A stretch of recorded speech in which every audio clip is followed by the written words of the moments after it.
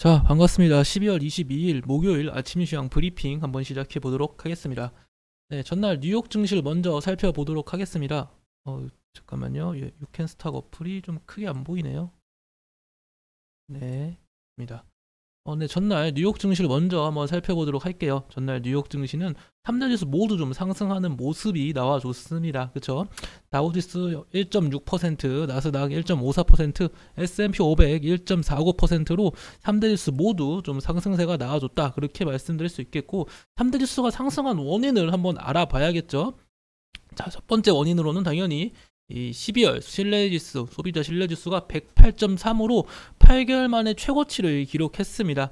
소비자 신뢰지수란 사실상 이제 미국 현재 지역의 이게 좀 경제 상황 및 고용 상황 등을 고려해가지고 소비자들이 발표하는 지수인데, 현재 경제 및 고용 상태가 나쁘지 않다. 8개월 만에 8개월 동안 봤을 때는 가장 좋은 수준이다. 뭐 그런 식으로 평가를 할 수 있겠고, 하나 더 있습니다. 인플레이션 기대치 역시 지난해 9월 이후 가장 낮은 편이다. 그렇다는 것은 경제는 좋고 인플레이션 기대치는 낮아지고 있는 그러한 상황 속에 지금 지수가 미국 뉴욕 증시가 좀 많이 상승세가 나와줬다. 그렇게 말씀드릴 수 있겠습니다. 그러한 점은 증시에 긍정적인 영향을 줬다고 생각합니다만, 자, 이번에 젤렌스키가 방미를 했잖아요. 젤렌스키 우크라이나 대통령이 지금 방미를 하면서 종전 관련 얘기가 나오나 싶더니 역시 이제 무기 지원 같은 얘기가 나왔습니다. 그래서 어쨌거나 미국도 우크라이나한테 지속적으로 무기를 지원하겠다 이런 식의 발언이 나왔었고, 이에 따른 푸틴 러시아 대통령 역시 핵 얘기가 또 나왔습니다. 그렇다는 거는 뭐 금일 국내 증시 우크라이나 재건 관련주는 솔직히 긍정적일 수는 없다고 봐요. 금일 좀 눌렸으면 좋겠다 저 생각이 들 정도로, 왜냐면은 이 무기 서로 이제 합의 보겠다 이런 얘기가 아니라 서로 무기 사용하겠다, 나는 핵무기 사용할 거야 이러고 있으면은 우크라이나 재건 관련주는 조금 눌릴 수밖에 없지 않을까 생각이 들고, 그와 반면에 우리 또 이게 순간적인 테마주로서 요오드, 그러니까 우리 핵정쟁 관련주가 있잖아요. 대정화금, 한창산업,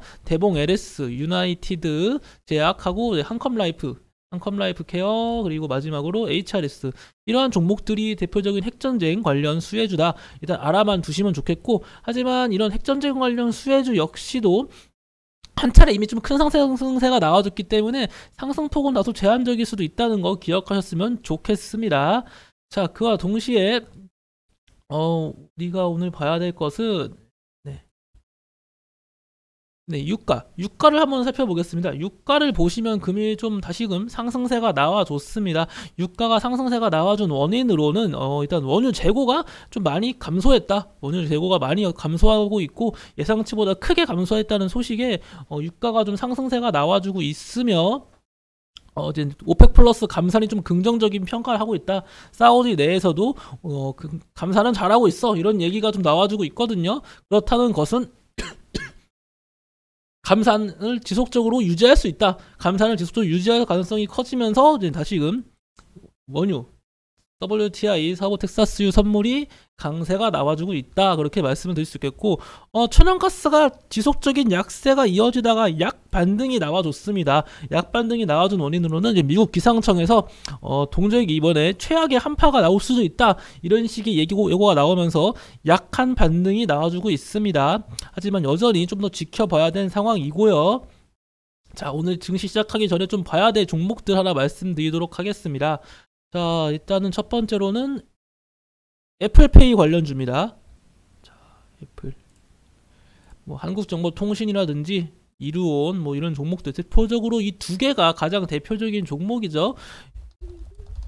이 두 개의 종목을 애플페이 종목을 봐야 되는 이유는 첫 번째가 이거죠.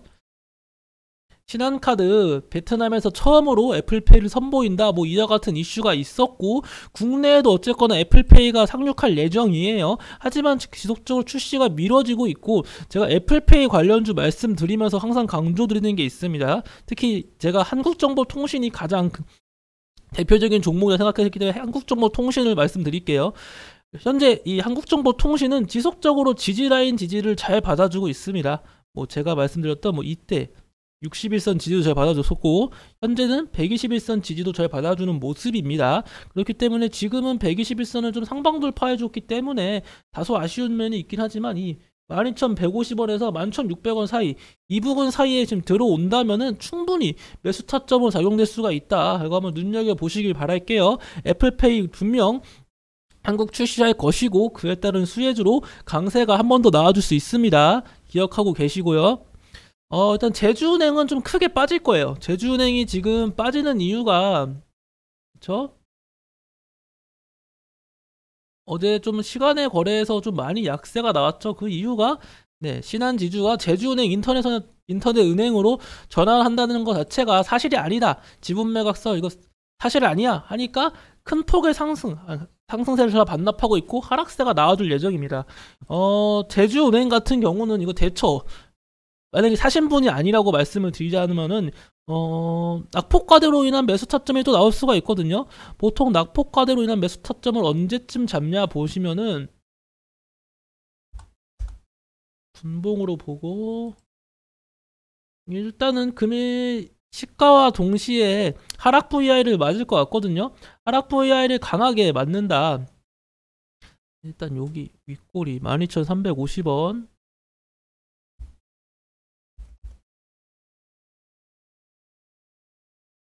12,350원 부근 한 차례 꺾고 다시 상승세가 나와줄 수 있을지 한번 지켜보도록 하겠습니다.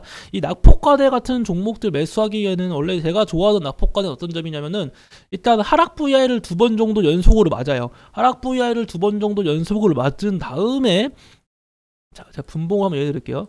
이게 지금 2번 연속 맞을 것 같지는 않거든요.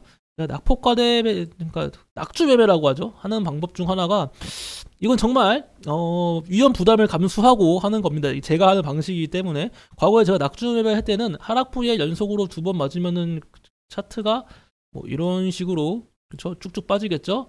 이렇게 쭉쭉 빠진 차트 속에 양봉이 하나 나와주면서 1분봉 기준이에요.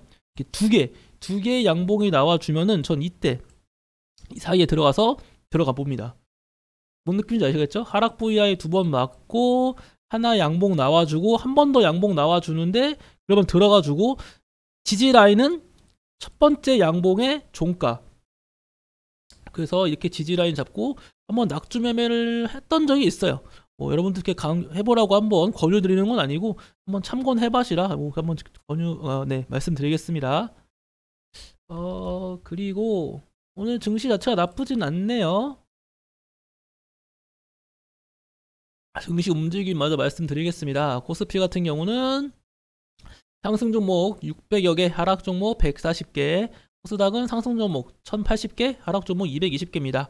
수급을 보시면 양거래소 모두 개인의 순매수세가 이어지고 있고 외인의 순매도세가 이어지고 있으며 코스피 같은 경우는 기관의 매도세가, 코스닥은 기관의 매수세가 이어지고 있습니다. 그 결과 외인의 매도세 속에 비차익 순매수 역시 매도세가 이어지고 있으며 그로 인한 상승폭이 다소 제한적인 움직임이 나와주고 있는 상황이에요.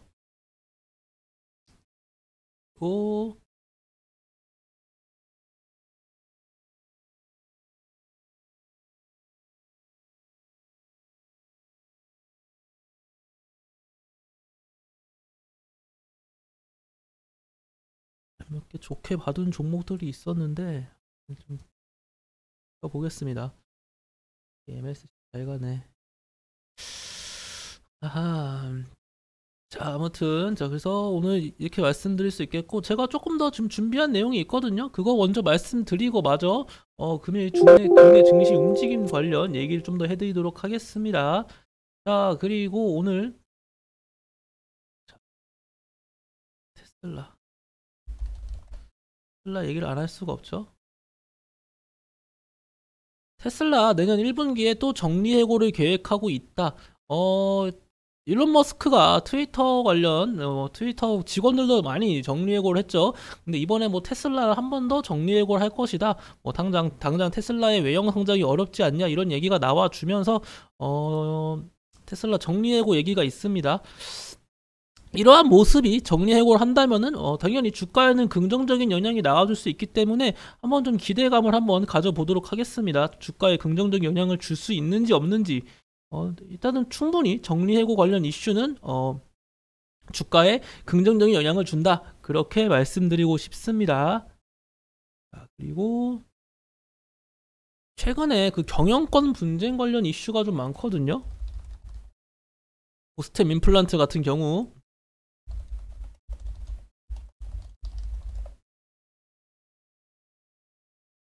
오스템 임플란트 역시 그 지분 5.5% 확보, 강성부 펀드 경영권 분쟁 벌이나 이런 얘기가 나와줄 만큼 지금 그 오스템 임플란트도 경영권 분쟁 관련 이슈 속에 지금 같이 공존해 있는 종목 중 하나인데 언제나 말씀드리는 것처럼 일단 환기 종목이라는 점에서 제가 긍정적으로 보지 않고 과거부터 불성실 공시가 상당히 많은 기업이라고 했습니다. 오스템 임플란트.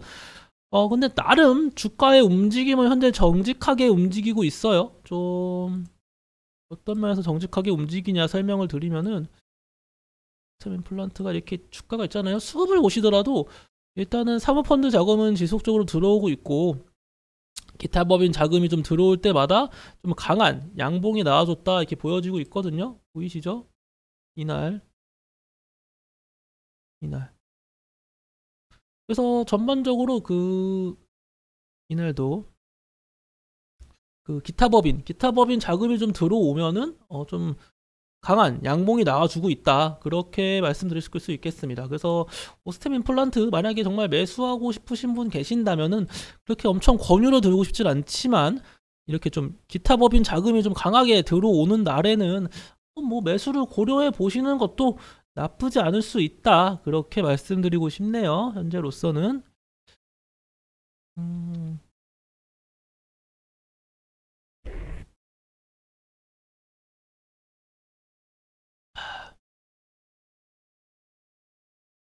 이것도 율촌화학도 제가 어제 봐둔 종목 중 하나인데 잘 가는군요. 일단은 그것뿐만 아니라 요즘 오스템 임플란트뿐만 아니라 이 요즘 경영권 분쟁 관련 이슈 종목이 꽤 있죠. 어떤 게 있나요? 기억하시나요?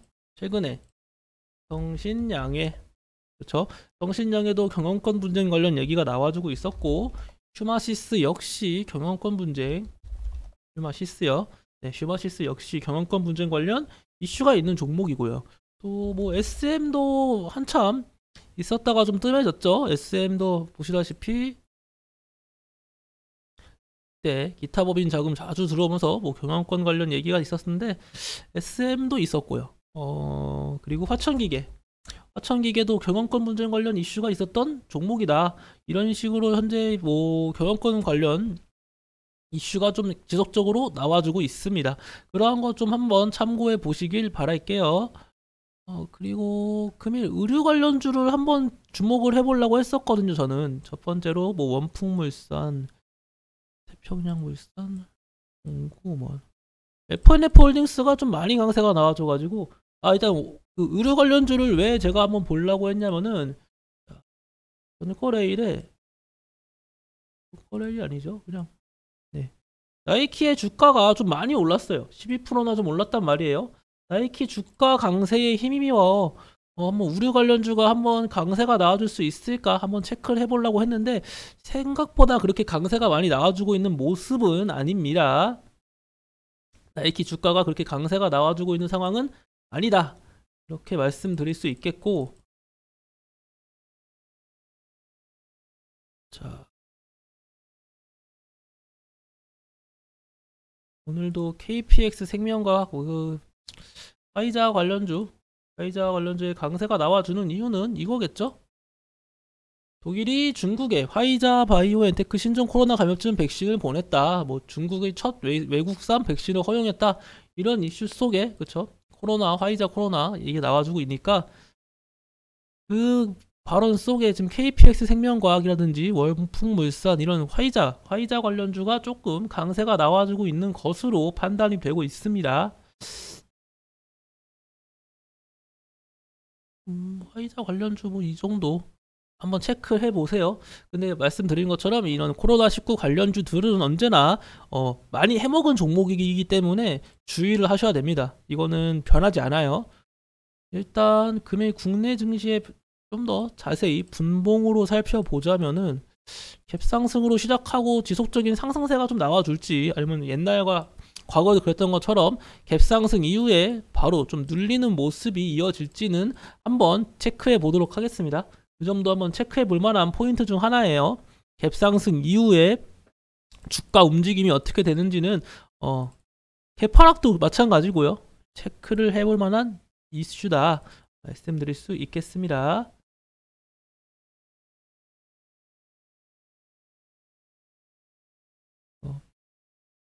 아까 말씀드렸던 이 바이든 사상 최대의 젤렌스키의 지원을 약속하겠다. 미국과 러시아 신냉전 구도가 이어질 가능성도 존재한다. 이와 같은 얘기가 나와주고 있어요. 신냉전 구도가 나와줄 수 있다는 소식에 아까 말씀드렸죠. 아침에 장전에 말씀드린 것처럼 우크라이나 재건 관련주는 한 차례 꺾일 가능성이 크다 말씀을 드렸고, 데모 같은 경우는 여기 전고점 이탈을 했으면은 이 부분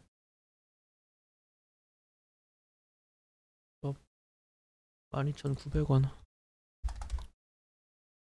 12,900원 부근까지는 약세가 나와줄 수 있습니다. 우크라이나 재건 데모요. 데모 같은 경우는 12,900원 부근까지 약세가 나와줄 수 있고, 재건 관련주는 말씀드린 것처럼 꺾이면 꺾일수록 좋아요.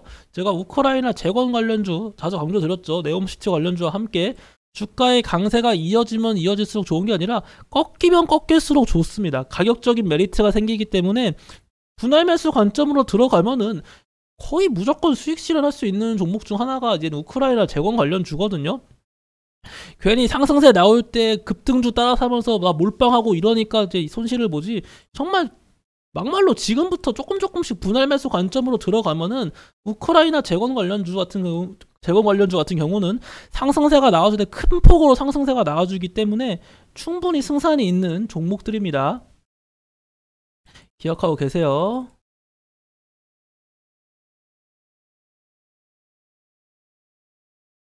그리고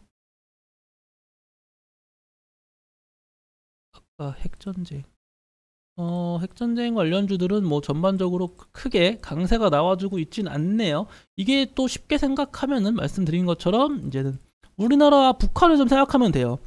실질적인 핵을 사용하지 않는다면은 이런 이제는 그 핵전쟁 관련주 종목들이 크게 요동치지 않습니다. 솔직히 전날 뉴욕 증시만 봐도 이런 얘기 서로 오고 가면서 지금 뭐 젤렌스키는 미국에서 지금 무기 더 받아올 거다 이러고 있죠. 러시아 푸틴은 지금 또 우리 그러면 핵카드 쓴다? 막 이런 식까지 얘기가 나왔는데 증시가 상승세가 나왔습니다. 뭔가 좀 이상하지 않나요? 이젠 더 이상 그런 전쟁, 러시아와 우크라이나 간의 이슈만으로는 상승 하락세로 이끌긴 힘들다는 거예요. 시장도 적응을 하기 마련입니다. 적응을 할 수밖에 없는 게, 처음에 한 대 퍽 때리면은 아프겠지만 계속 퍽퍽퍽 때리면은 이제 적응이 되거든요. 사람이 아니죠. 아무튼 시장도 적응이 돼요. 계속 때리다 보면 이게 적응이 돼가지고 큰 타격이 없습니다. 근데 이거를 대비도 안 하고, 저번에 이제 일본 금리 인상 관련 그 이슈도 있었죠. 그것처럼 시장이 대비를 안 하고 있으면은 크게 퍽 맞으면 이제 엄청 아프게 다가오는 건데, 시장은 이제 어느 정도 대비를 하고 이 했던 이슈 계속해서 나와주면은 아무리 좋은 이슈여도 상승세는 제한적이고, 아무리 안 좋은 이슈라도 하락세는 제한적인 모습이 자주 나와줍니다. 그러한 것을 한번 기억해 보신다면은, 정말로 우리나라도 이제 옛날에는 이제 북한이 미사일을 쏜다고 하면은 막 증시 하락하고 막 그랬잖아요. 근데 요즘은 북한이 미사일을 쏴더라도 증시에 큰 하락이 나오지 않아요. 그렇죠? 그렇다는 것은 우리나라 역시 이런 것만 기억해봐도 여기도 똑같다. 이제는 뭐 러시아와 우크라이나 간의 전쟁 이런 이슈가 이제 워낙 거의 이제 1년 가까이 되고 있으니까 증시에도 이제 큰 영향을 못 주고 있는 상황이다. 그렇게 말씀드릴 수 있겠습니다.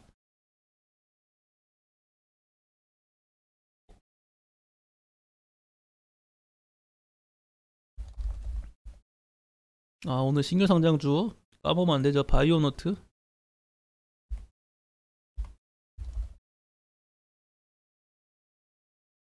신규 상장주는 언제나 리스크가 있는 종목입니다. 이거 기억하고 계시고요. 함부로 막 매수하기에는 부담감이 좀 큰 종목이에요.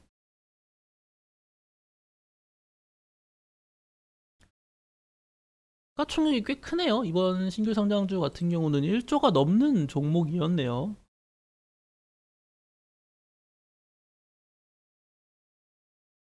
그래도 뭐 이런 종목은 언제나 윗꼬리를 좀 길게 달리면서 다시금 약세가 나와줄 수 있다, 이렇게 말씀드릴 수 있겠습니다. 자, 인포마크는 제3자 유상증자 관련 이슈가 있죠. 유상증자라고 유상증자라고 무조건 안 좋은 게 아니다, 자주 말씀을 드렸고, 뭐 물론 유상증자 얘기만 하면은 사람들이 다 거부 반응이 먼저 나오는 것이 사실이긴 해요. 하지만 내용을 보긴 해야 됩니다. 제3자 어디로 배정해서 하나.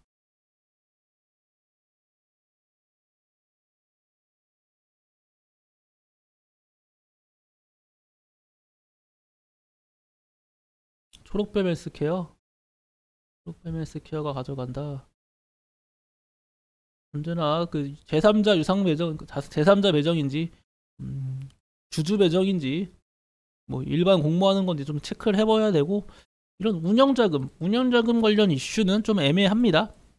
이게 정말 회사가 새로운 뭐 사업을 하기 위한 운영자금인지, 정말 회사 운영 자체가 힘들어서 이렇게 받는 건지, 그거는 알 수가 없기 때문에 운영자금 관련 유상증자는 조금 호재일 수도 있고 악재일 수도 있다. 일단 호재일 수도 있고 악재일 수도 있다, 이 발언 자체가 악재의 가능성이 존재한다는 거잖아요. 전 그래서 좀 긍정적으로 보진 않아요. 호재일 수도 있고 악재일 수도 있다는 건 저는 악재로 보고 있습니다. 그러한 점도 하나 기억하고 계시길 바라겠습니다. 그리고 금일 실시간 급등 종목, 검색 종목 한번 체크해 보도록 하겠습니다. 자, 제주은행은 큰 폭의 약세, 현재 뭐 5일 평균선 깨지고 여기서까지 내려왔는데,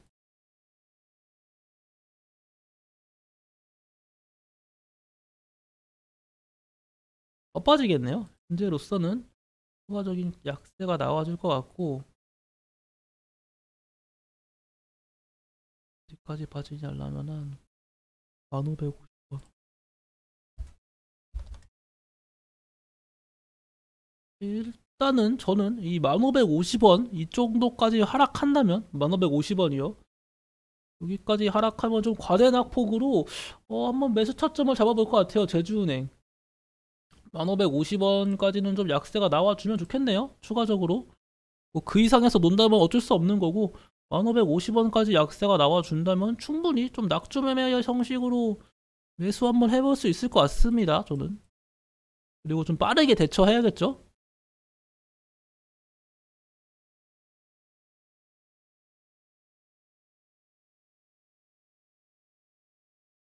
삼성전자는 뭐 400원대 강세, 에코캡이 강세가 나와주고 있다. 에코캡은 대표적인 어떤 종목이죠? 리비안 관련주예요. 리비안 관련주이기 때문에 에코캡의 강세 원인은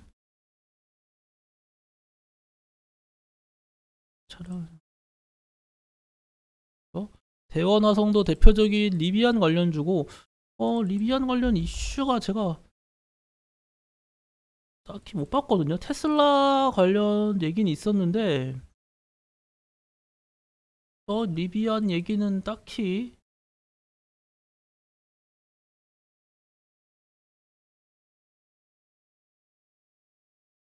그나마 하나 찾아보면은 뭐 리비안 전기차 픽업 트럭 스노우 모드 출시 뭐 이거 하나 있는데, 글쎄요, 이런 이슈로 이렇게 강세가 나와줄 수 있을지는 의문입니다.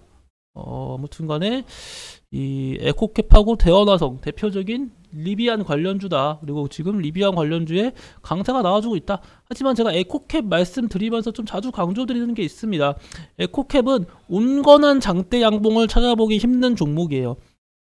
리비안 관련주라고 말씀을 드렸죠. 이 종목 보시면은 과거부터 좀 볼게요. 자, 이때도 16% 상승했는데 종가 마감은 몇 프로죠? 6%. 21%까지 상승했는데 11%. 온건한 장대 양봉이 거의 없어요. 15%에 7%. 보이시죠? 7%인데 마이너스 1%. 제가 첫 번째 말한 게 고점이에요. 거의 10%까지 올랐다가 2%, 29%, 상한가 찍었다가 12%, 16% 올랐다가 7%, 상한가 찍었다가 20%. 보이시죠? 온건한 장대 양봉 찾기가 어려운 종목이었습니다. 에코캡도 똑같습니다. 그래서 이런 거, 이 리비안 관련주들 보시면은 전반적으로 온건한 장대 양봉 찾기가 좀 힘들다. 있긴 하죠. 상한가 도달하고 온건한 장대 양봉을 끝나는 게 있긴 아예 없는 건 아닌데 전반적으로 이렇게 다 윗꼬리가 길게 달려있다. 24%에 8%. 그쵸? 보시다시피 좀 그래요. 전반적으로 윗꼬리가 많이 길게 달려있기 때문에 이 리비안 관련주 에코캡하고 대원화성 매수하실 때 좀 주의하시기 바랄게요. 언제도 벌써 이렇게 윗꼬리 달리고 있잖아요. 제가 말씀드리고 있는 순간에도 그쵸? 보이시죠? 에코캡 지금 19%, 19.76%까지 올랐던 종목인데 벌써 이렇게 윗꼬리 달리고 있어요. 대원화성은 잘 가고 있네요. 그래도 이렇게 윗골이 달린다. 그래서 이 리비안 관련주, 특히 에코캡하고 대원화성 매수하실 때는 특히 주의하셔야 된다고 말씀드리고 싶습니다. 주의하셔야 돼요. 그거 놓은 게 사라졌네.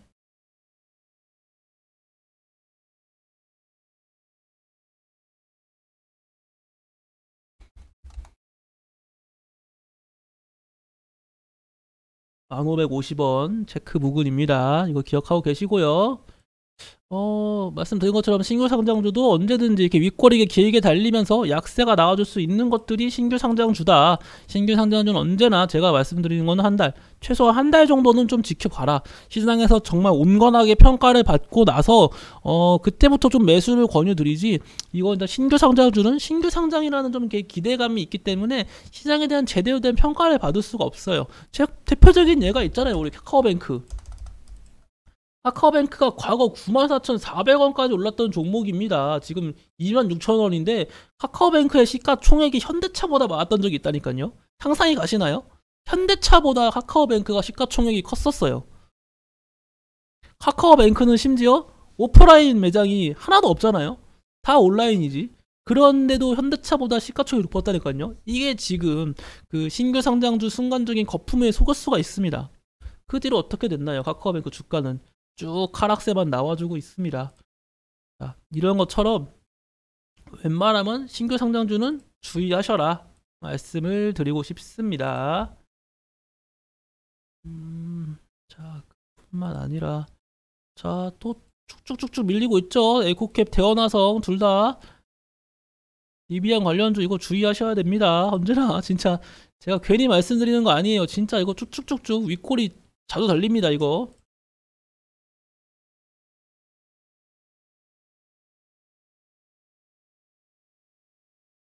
자, 초록뱀 헬스케어가 강세가 나와주는 이유는 뭐가 있습니까? 뭘 것 같아요? 자, 초록뱀 헬스케어 강세 나와주는 이유는 뻔하죠? 아까 말씀드렸던 이제 제3자 유상증자 비중을 초록뱀 헬스케어가 가져가고 있기 때문에 강세가 나와주긴 하는 건데 뭐였죠? 상한가 종목? 네, 인포마크. 인포마크의 공시. 아이고.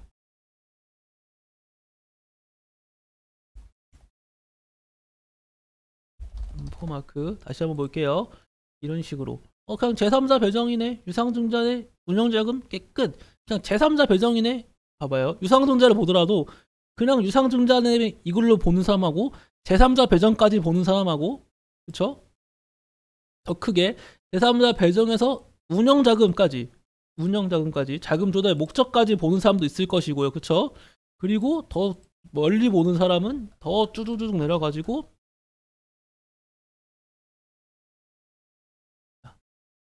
대상자가 누군지까지 아까 제가 한번 체크했죠. 대상자가 누구인지까지 한번 체크해보는 이런 습관을 한번 그릴러 보시길 바랍니다. 공시를 좀 자주 보면 돼요. 공시를 자주 보면은 거기에 힌트가 좀 많이 있거든요. 공시를 좀 자주 봤으면 좋겠습니다. 공시가 뭐 거짓으로 물론 공시를 하는 사람도 있긴 합니다. 거짓 공시를 할 수도 있지만 그래도 거짓 공시를 내면은 다 이제 경고를 받고 나중에 상패 사유까지 되기 때문에 거의 거짓 공시는 없다 생각하시고 공시를 좀 많이 믿었으면 좋겠습니다. 정말 공시를 거짓으로 내겠다는 건 정말 한 번 크게 쥐겠다는 걸 말하거든요. 크게 한 번 크게 쥐겠다.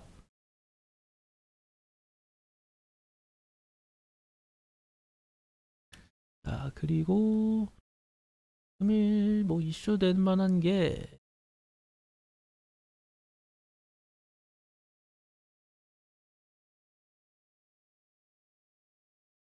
어. 이 한 학년 해제 기대감에 상승한 스튜디오 드래곤 축포가 일렀다. 한국 드라마 방영것으로 알려졌던 곳에서 사실 무근일이다라고 얘기가 나왔었네요. 이게 그래서 금일 OTT 관련주가 약세가 이어지고 있었네요. OTT 관련주가 약세가 나와줄만 합니다. 이러면은 금일 OTT 관련주가 사실 무근이다. 상당히 좀 좋은 내용은 아니에요. 이런 타는 것은.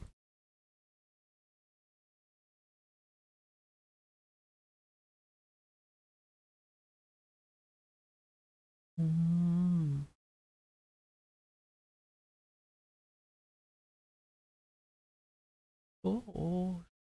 조금 아쉬움이 크네요. 저는 이거 좀 됐으면 좋겠다고 생각을 했는데, 전반적인 이제 OTT 관련주 약세가 나와주고 있습니다. 당연히 이제 실망 매물이 나올 수도 있다, 이렇게 판단이 되고, 제가 어제 받은 종목 중 하나가 이 사마 네트워크스였어요. 사마 네트워크스를 되게 크게 고민했거든요. 이것도 OTT 관련주 중 하나인데, 최근 수급이 참 긍정적이죠. 이거 한번 같이 보실까요? 제가 사마 네트워크스를 어제 왜 나가려고 했냐면은, 수급이 참 긍정적이었어요. 기관의 매수세가 꾸준히 이어졌고, 최근에는 외인과 기관의 동반 매수세가 꾸준히 이어졌던 종목입니다. 그쵸? 그리고 물론 어제는 또 이렇게 실패했는데 이 241선 위로 계속해서 이제 상승세 나와주고 꺾여도 241선 위로 지속적으로 좀 돌파 의지가 보였단 말이에요. 이런 종목들은 만약에 상승세가 이어졌다면은 금일 갭상승으로 241선 위로 한 3,000원대 정도로 시작해줬으면은, 그쵸? 한 3,600원이네요. 3,600원대 정도로 갭상승으로 시작해주면은 충분히 추가적인 강세가 나와줄 수 있다고 판단을 해가지고, 또 이게 OTT 관련주 치고는 좀 상승세가 다소 많이 안 나온 편이더라고요. 이 사마 네트워크스가. 그래서 좀 긍정적이지 않을까라는 생각에 지켜보고 있었고, 만약에 오늘 갭상승으로 이제 3,600원 정도 시작해 준다면은 좀 추천을 드릴까 했는데, 그런 모습이 안 나와가지고 좀 안타깝다 생각을 하고 있었는데, OTT 관련주한테 이런 이슈가 있었네요. 아무튼 OTT 관련주 이거 좀 많이 안 좋은 이슈가 나왔습니다. 중국에 대한 이런 이슈가 있다.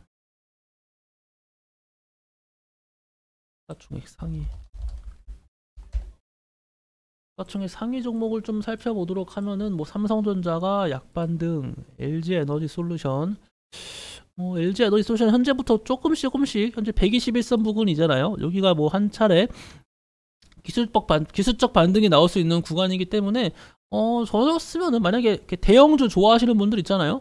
LG 에너지 솔루션이나 SK 하이닉스나 지금 충분히 매수 타점이라 생각합니다. 조금씩 모아가시면 되고, 그리고 개인적으로 SK 하이닉스를 더 긍정적으로 보고 있어요. 서서히 박스권 만들고 주면서 제가 말씀드렸죠. SK 하이닉스의 매수 타점이 제가 언제라고 했습니까? 이렇게 큰 폭의 개파락이 나왔을 때 제가 뭐라 했어요?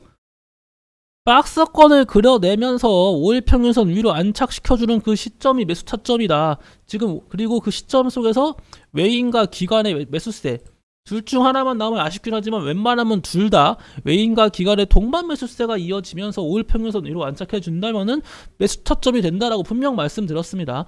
SK 하이닉스 현재 5일 평균선 위로 안착 유무 좀 더 지켜보긴 해야지만 외인의 수급은 들어오고 있잖아요. 한 번 더 지켜보시길 바랄게요. 이 이상으로 추가적인 급락이 나와주기는 어렵지 않을까 그렇게 생각이 듭니다. 한번 체크는 해보시길 권유드리겠습니다.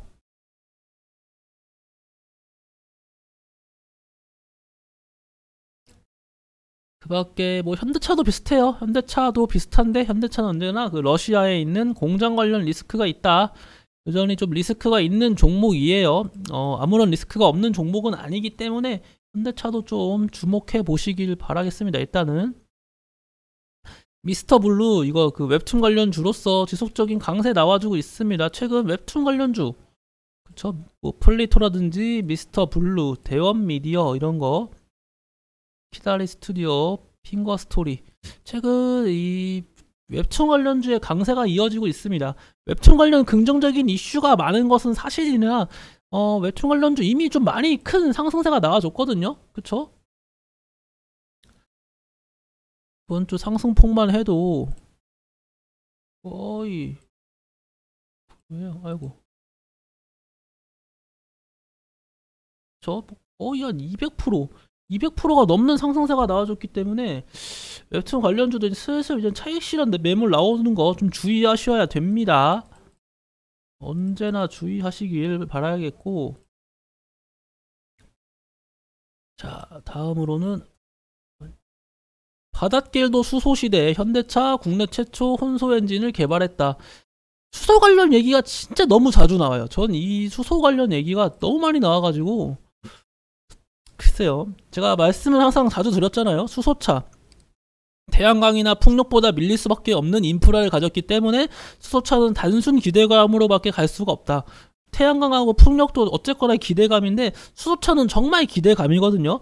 지금 당장 상용화 되기에는 시간적 여유가 필요하고, 그렇다는 것은 정말 긍정적인 이슈가 아니고서는 다소 상승세가 제한적일 가능성이 크다고 말씀을 드렸고, 일단 수소차, 근데 수소 관련 얘기가 정말 자주 나와주고 있어요. 그리고 뉴욕 증시에서 친환경 에너지 관련주들이 좀 강세가 좀 많이 나왔습니다. 그러한 것을 좀 고려한다면은 수소차, 수소에너지도 좀 주목은 해볼 필요가 있다고는 생각합니다. 하지만 큰 비중을 안 실었으면 좋겠어요. 제가 말씀드리는 제 관점은 변하지 않습니다. 큰 비중을 실지 마라. 이렇게 권유드리고 싶습니다.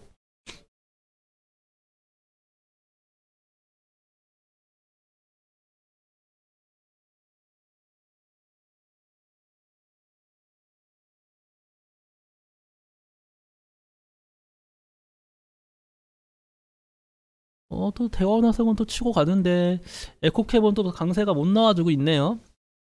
이렇듯 이렇게 윗꼬리가 길게 달릴 수 있는 종목들 언제나 주의하시길 바라겠습니다. 자, 그리고 OTT 관련주 밀리는 건 조금 진짜 마음이 아프네요.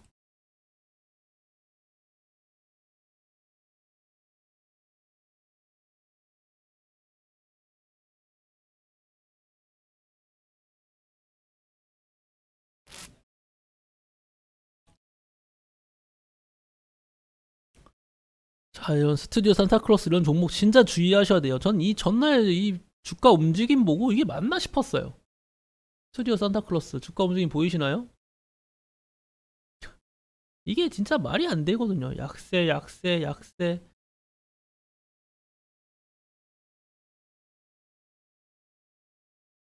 이해가 안 갑니다. 이해가 안 가. 이런 급등 종목 말씀드렸죠. 무상증자 테마 달고 있는 이런 급등 종목들은 언제나 리스크가 있는 종목입니다. 자주 강조드렸어요. 리스크가 있는 종목이기 때문에 절대로 매수하시면 안 돼요.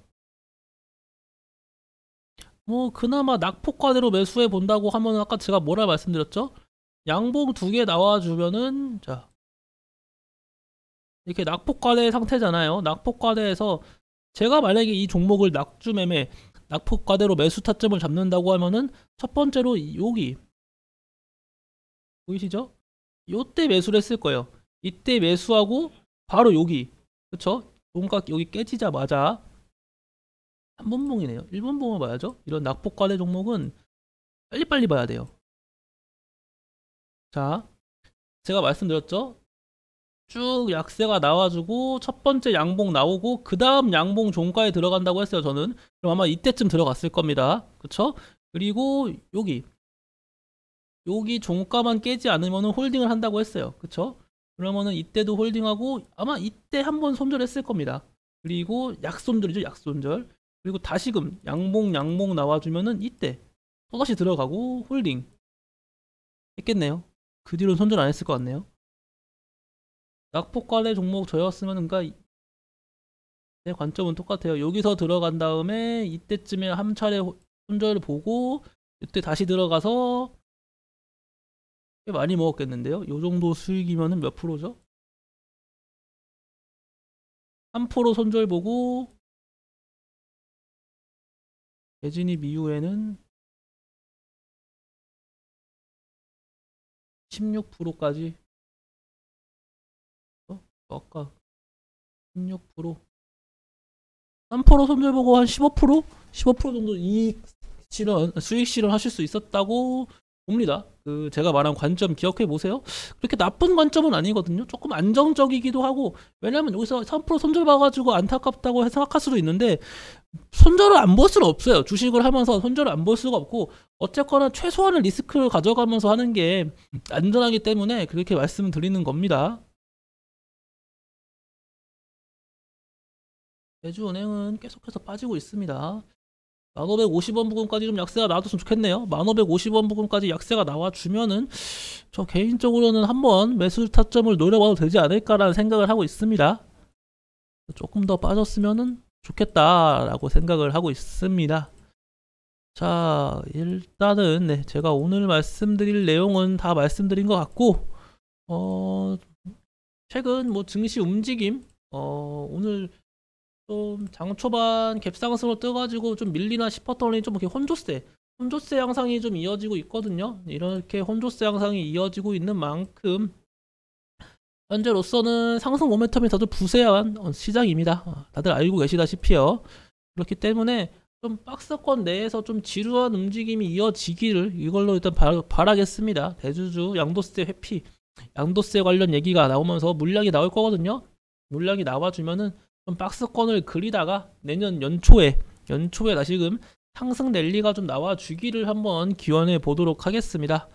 네, 이것으로 오늘 오전 방송을 모두 마치겠고, 저는 내일 장 끝나고 마감 시황으로 다시 한번 찾아뵙도록 하겠습니다. 감사합니다.